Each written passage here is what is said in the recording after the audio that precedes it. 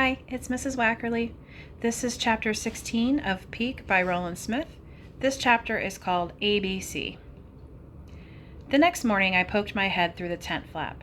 Crystal clear, 28 degrees, no wind, by far the best weather we'd had since getting to base camp, and I could not have been more disappointed.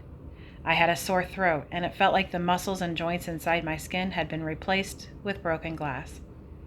Sun Joe was sitting outside waiting for me, dressed in my former clothes, including my so-called junk boots. And there was an added touch. The Peak Experience logo had been sewn on both the parka and his stocking cap. I thought Zopa had traded all that stuff away. Why was Sun Joe wearing my clothes? "You do not look well," he said. "I do not feel well," I croaked back at him. "What's with the clothes?" "They didn't fit you," he answered. "Zopa gave them to me." I was too out of it to pursue it any further. I reached back into the tent for my water bottle and found it was frozen solid. I was so tired the night before I had forgotten to put it in the sleeping bag with me to keep it from freezing. I'd spent hours packing and repacking my gear for the trip to ABC. Sun Joe pulled his water bottle out of his backpack. I took a deep swig and handed it back, wondering why he had a backpack. "Are you going to ABC with us?" "Yes," he answered. "And I would like to leave before the herders. I don't like stepping in yak dung." "Me neither," I said, although I had never seen yak dung. The porters kept yaks corralled at the far end of the camp. I hadn't been over there yet, but you could sure smell the shaggy bovines when the wind blew from that direction. I wondered why Zopa hadn't mentioned Sun Joe going up to ABC with us the night before, but I was too tired, hungry, and worried about the climb to ask Sun Joe about it right then. "Guess we better try to wake up Holly." "She and Zopa have already left," Sun Joe said. I looked at my watch in a panic, but it was only 9 o'clock. "When did they leave?" 2 hours ago." "Why didn't Zopa wake me up?" I asked, although I was glad for the extra sleep. "Miss Holly is a slow climber. We will overtake them." I grabbed my gear and checked it one last time. Then we went over to the mess tent to get something to eat. The only person inside was the cook. I was disappointed Josh wasn't there to see me off, but considering what he had been through in the past few days, I couldn't blame him for sleeping in.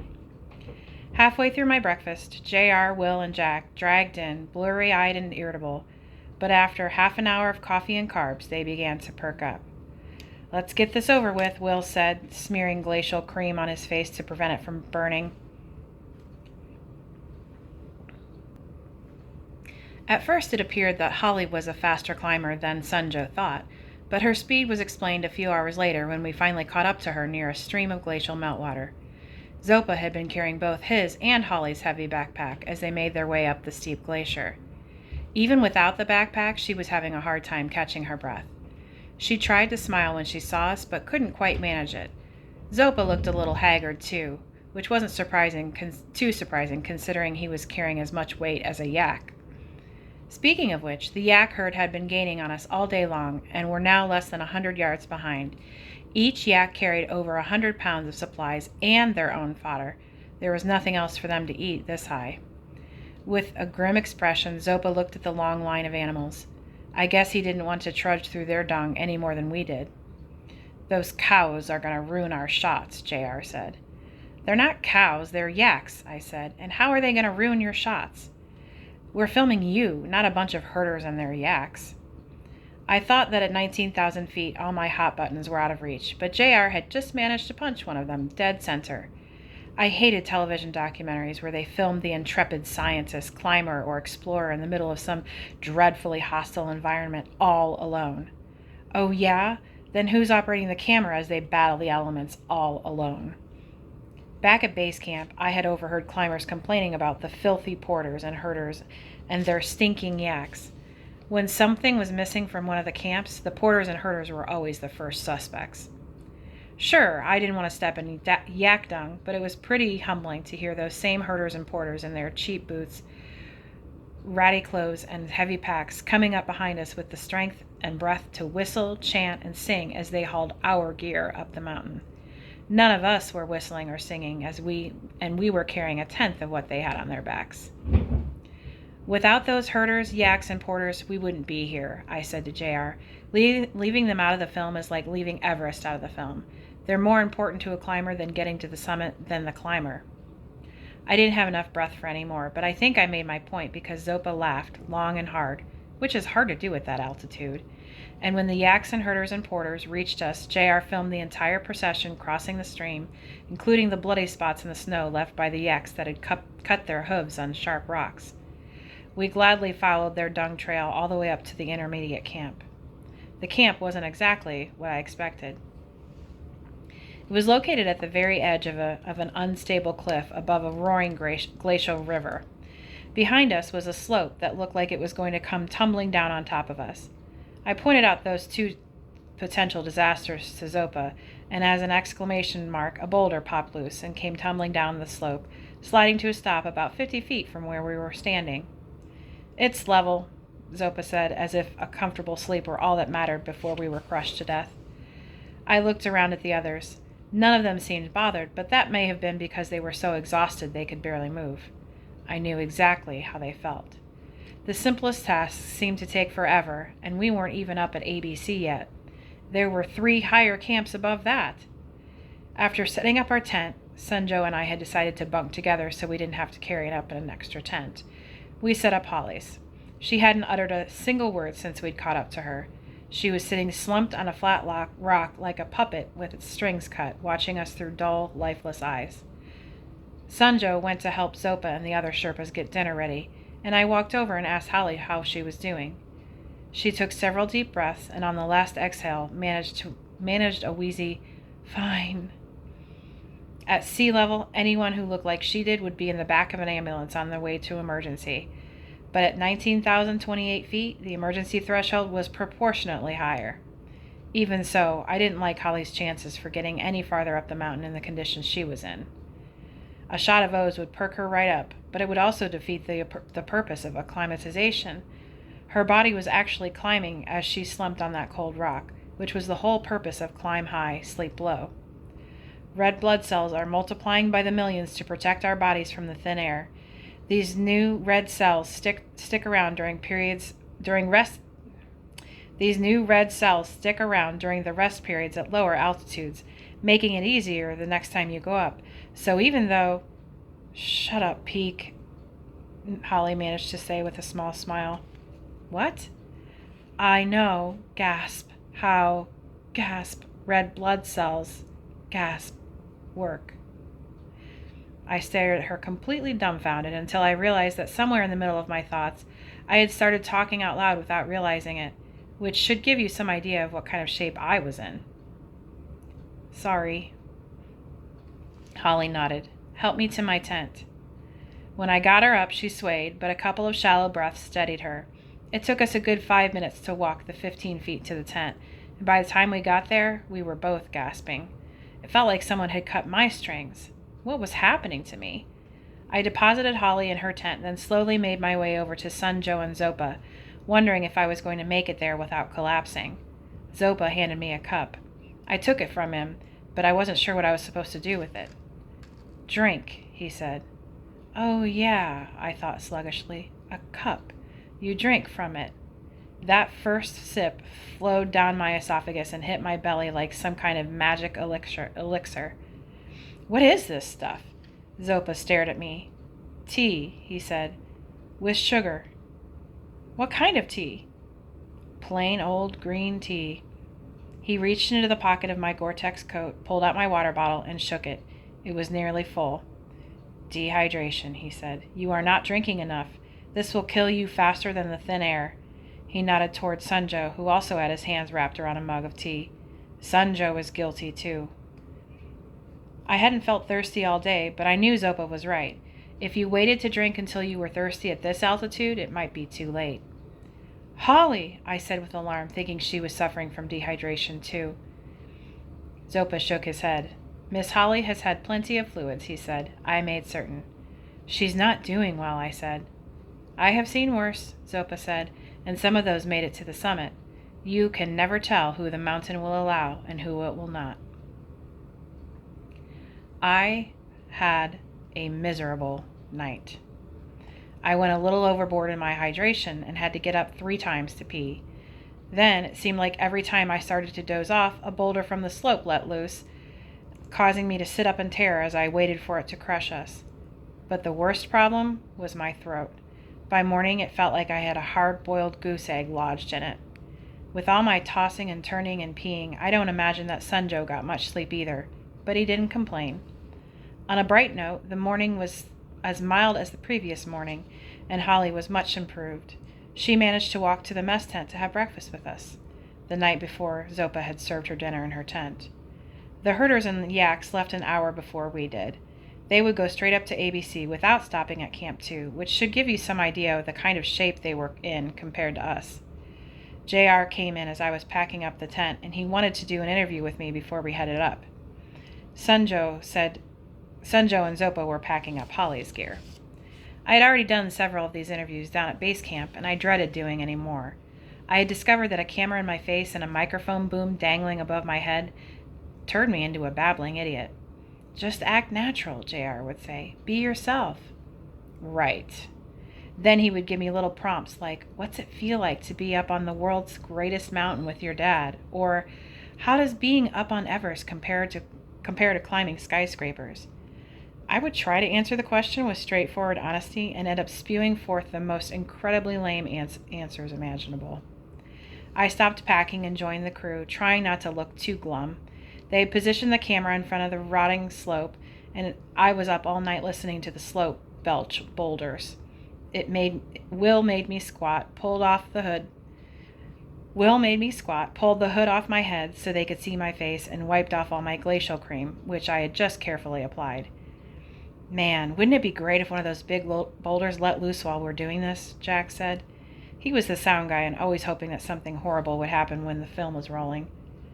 Okay, JR said. We're going to keep it real simple today. I just want you to repeat what you said yesterday about the yaks and porters.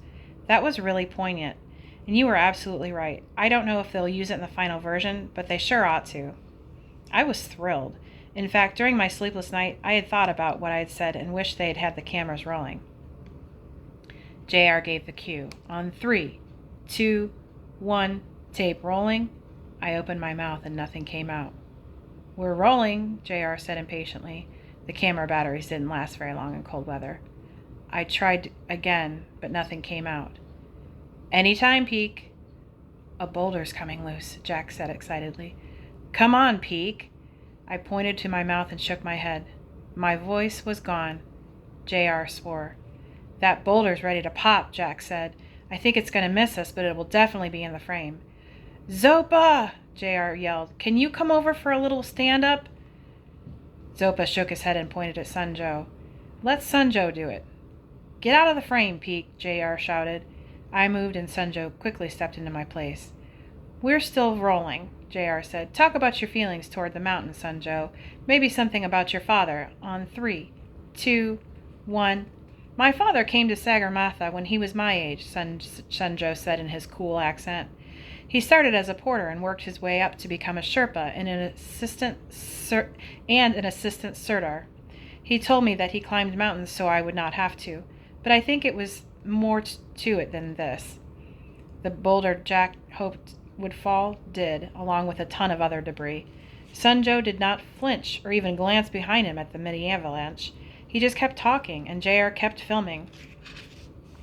My father was a stranger to me, but here on the mountain I'm getting to know him through the conversations of the Sherpas and climbers and porters. I came here to see the mountain, but what I'm discovering is my father. Beautiful, JR said. It was beautiful, and I hate to admit it, but I was a little jealous of Sunjo's smooth performance. Unlike me, he was totally comfortable in front of the video camera. JR had never praised me after a taping. Of course, I was lousy at it, but still. JR and Will were patting Sunjo on the back, telling him what a natural he was. I walked back to our tent and finished packing. I don't think they realized I had left. At mid-morning, the weather turned, with gray clouds coming in from the west and a bitterly cold wind blowing down the mountain. We had to stop and put on more layers of clothes. I covered my face with a silk balaclava and wool scarf. My throat was no better, but I trudged on, one step at a time, stopping every half hour, unwinding my shroud to drink, and gagging on every gulp. Zopa walked behind us, still carrying Holly's load and gently coaxing her up the slope as if he were her personal Sherpa or something. I don't know if she had hired him or promised to give money to the Tibetan monks, or if it was something else, but without him she would have been going downhill instead of up. It took us 8 hours, half a mile an hour, to get to Camp 2. There were so many climbers there we barely had room to pitch our tents. Some of the climbers were coming down from Camp 4 above ABC, some were on their way up to ABC, and some were using the site as their base camp, which was hard to imagine because I could barely breathe. The film crew had set up their tents on the far side of the camp from us. The camp was at the junction of two glaciers, East Rongbuk and Beifang. You couldn't see the Everest summer from the camp, but there was a spectacular view of 3 other Himalayan peaks, Jiangxi, Zhangzhen, and Lixin. There wasn't enough room to set up the mess tent, so we were on our own for dinner. I got the stove going while Sunjo walked down to a glacial pond to get water. By the time he got back, it had started snowing. We put the water on the stove and waited for it to boil, which was taking longer and longer the higher we climbed. I wasn't hungry, and I didn't think Sunjo was either, but we both knew we had to eat. Sunjo asked me how I was doing. I tried to answer, but all that came out was a hissing croak. It didn't bother me that I couldn't talk. What worried me more was that the sore throat might be the beginning of something worse.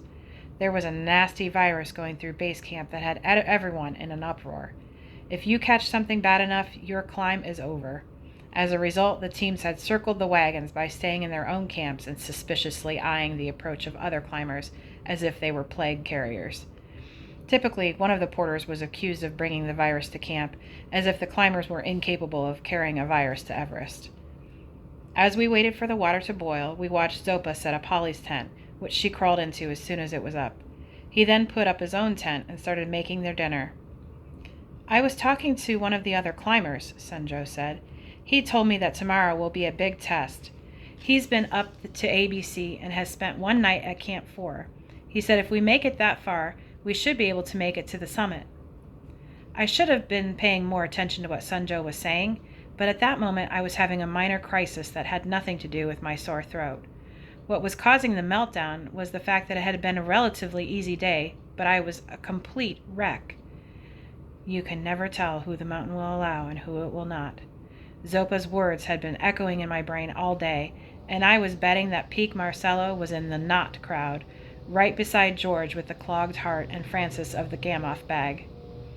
Dr. Wu had been wrong about my conditioning, or else I had screwed myself up by getting dehydrated. But if that was the case, why wasn't Sunjo suffering? I looked over at him. He was stirring the pot, chattering away like we were camped on a beach. The next morning, Zopa dragged us out of our tent before dawn. There was about a foot of new snow on the ground, but it had stopped falling. "Hard climb today," he said, "and we need to get up fast or there won't be a place to pitch our tents.